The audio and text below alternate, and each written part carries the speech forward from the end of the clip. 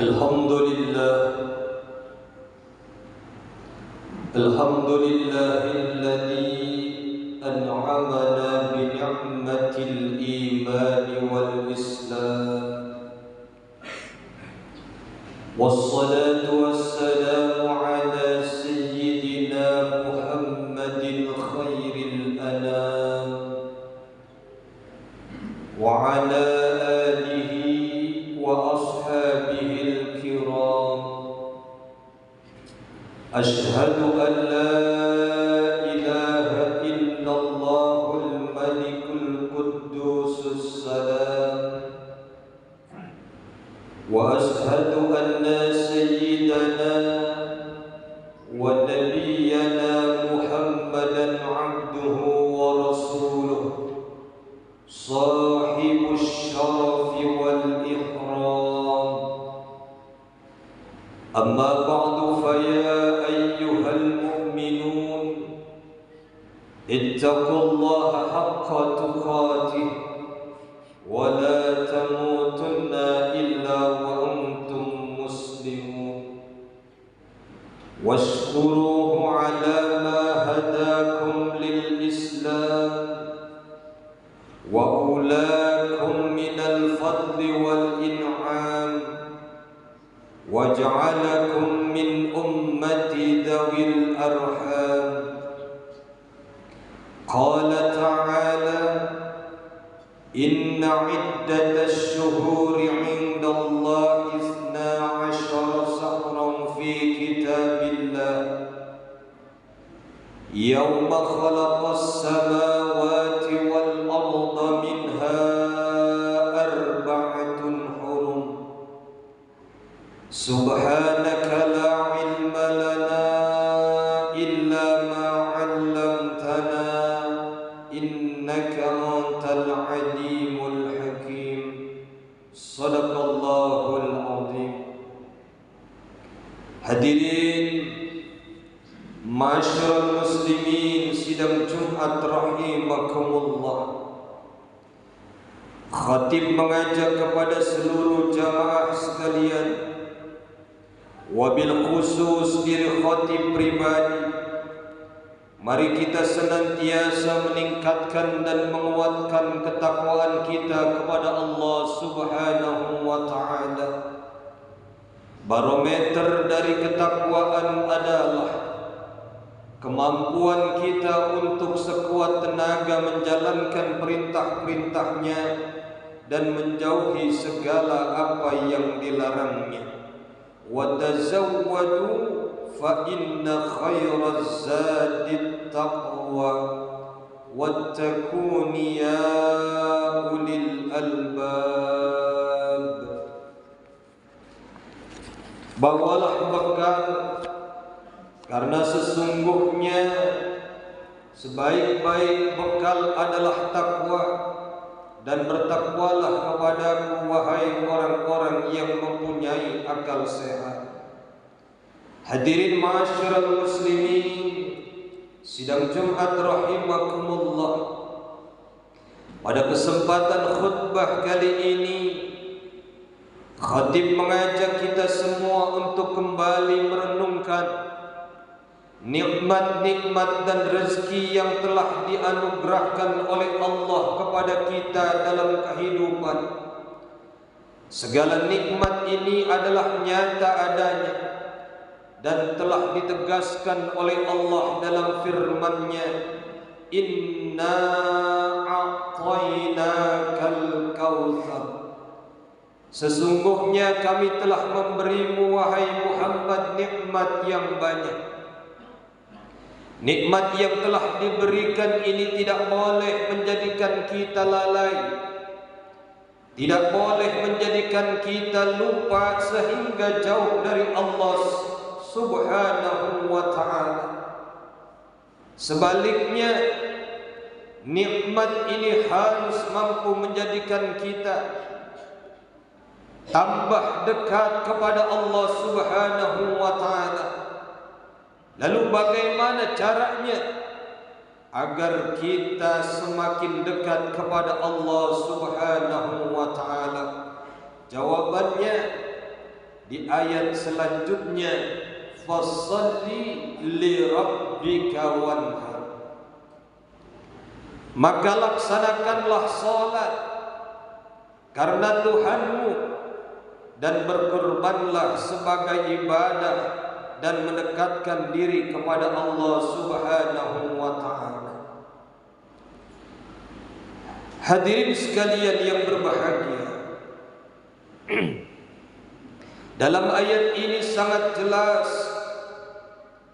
Allah memerintahkan kita untuk mendekatkan diri kepadanya dalam dua bentuk.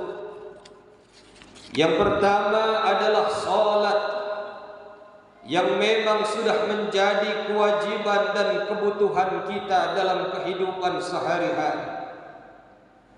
Sesibuk apapun kita, apapun pekerjaannya, jangan sampai kita meninggalkan salat 5 waktu. Lalu yang kedua adalah dengan berkurban, yang merupakan ibadah tahunan dan hanya bisa dilaksanakan pada bulan Dzulhijjah, pada tanggal 10 atau 3 hari tasyrik, yaitu tanggal 11, 12 dan 13. Hadirin sekalian, dari sisi bahasa, kurban berasal dari bahasa Arab yang artinya dekat. Untuk mendekatkan diri kita kepada Allah melalui kurban, kita dituntut berkorban, menyisihkan harta kita untuk membeli hewan kurban dan memberikannya kepada orang lain. Tentu kita harus benar-benar ikhlas dan menata hati dengan benar-benar dalam berkorban. Jangan sampai pengorbanan kita tidak membuahkan hasil dan jauh dari hakikat ibadah kurban itu sendiri, yakni mendekatkan diri kepada Allah. Jangan sampai kita salah niat sehingga kita malah akan semakin jauh dari Allah karena niatan yang salah, seperti ingin dipuji oleh orang lain dan kita sombong karena kita bisa membeli hewan kurban.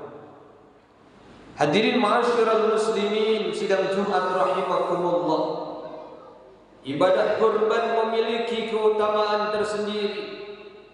Sebagaimana hadis Nabi dari Siti Aisyah yang diriwayatkan oleh Imam Tirmidzi dan Ibnu Majah, ma 'amila adamiyun min 'amalin yawman nahr ahabba ila Allah min ihraqid dam innaha la ta'ti yawmal qiyamati bikuruniha wa ash'ariha wa azlafiha wa anna ad-dama la yaqa'u min Allah min makanin qabla an yaqa'a min al-ardi fatibu biha nafsan. Tidak ada suatu amalan yang dikerjakan anak Adam pada hari raya Idul Adha yang lebih dicintai oleh Allah dari menyembelih hewan kurban. Karena hewan itu akan datang pada hari kiamat dengan tanduk-tanduknya, bulu-bulunya, dan kukuk-kukuk kakinya. Darah hewan itu akan sampai di sisi Allah sebelum menetes ke tanah. Karenanya lapangkanlah jiwamu untuk melakukannya.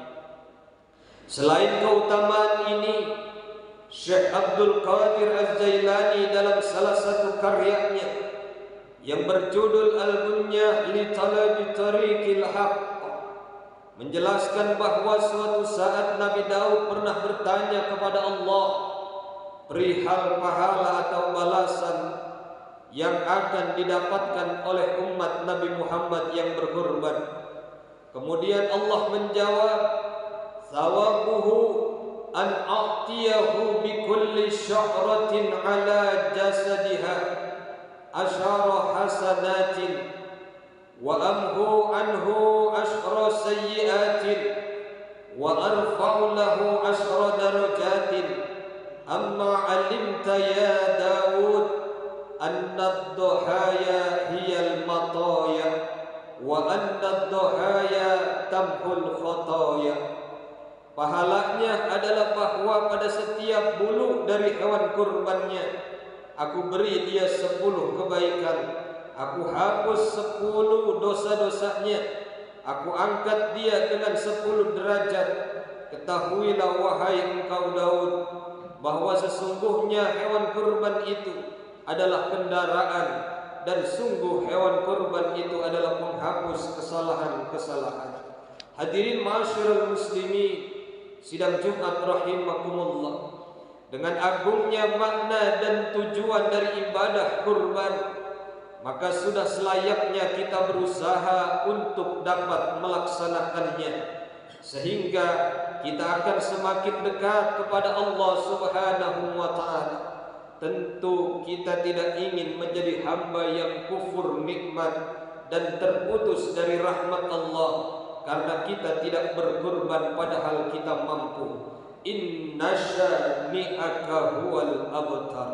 Sungguh orang-orang yang membencimu dialah yang terputus dari rahmat Allah. Hadirin ma'asyiral muslimin, sidang Jumat rahimakumullah, oleh karena itu Idul Kurban nanti kita jadikan sebagai momentum untuk mendekatkan diri kita kepada Allah Subhanahu wa ta'ala, sebagai penggerak hati untuk berani berkurban berjuang di jalan Allah dan pandai mensyukuri segala nikmat-nikmat yang telah diberikan oleh Allah kepada kita sekalian. Amin ya Allah ya Rabbal Alamin.